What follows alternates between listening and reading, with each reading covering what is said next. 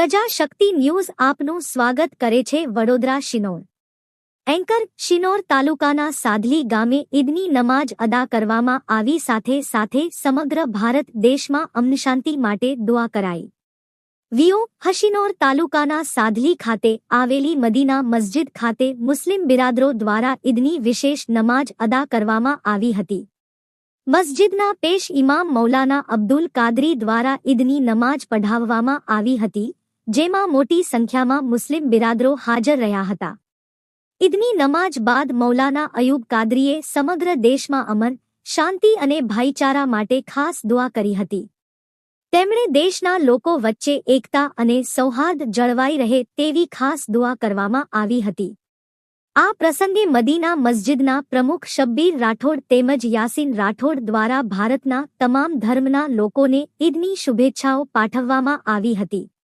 તેમણે હિન્દુ મુસ્લિમ એકતા અને ભાઈચારા માટે સંદેશ આપ્યો હતો। પ્રજાશક્તિ ન્યૂઝ નમસ્કાર।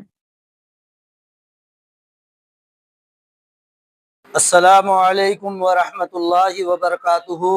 आज यकुम शव्वालुल मुकर्रम 21/3/2026 आज के दिन ईद उल फित्र की नमाज अदा की गई और अल्हम्दुलिल्लाह अल्लाह रब्बुल इज़्ज़त का शुक्राने अजीम कि आज पूरी रूए ज़मीन पर एक ही ईद अल्हम्दुलिल्लाह जो है वो मनाई गई।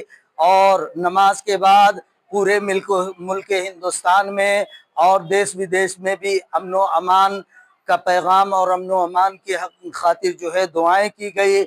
और इस रमज़ानुल मुबारक के मौके पर पूरी बस्ती, पूरी रूए ज़मीन के मुसलमानों ने नमाज, रोज़े, कुरान, तरावी और जो भी ज़िक्र व अज़कार किए, रोज़े रखे, एतिकाफ़ में बैठे, उन सब की तमाम दुआओं को अल्लाह रब्बुल इज़्ज़त की बारगाह में मौला कबूल फरमाए और हमारे मुल्क हिंदुस्तान के अंदर अमन व अमान का माहौल पैदा फरमाए। पूरे आलम इस्लाम को मेरी जानिब से ईद उल फित्र की बहुत बहुत मुबारकबाद। अस्सलामु अलैकुम।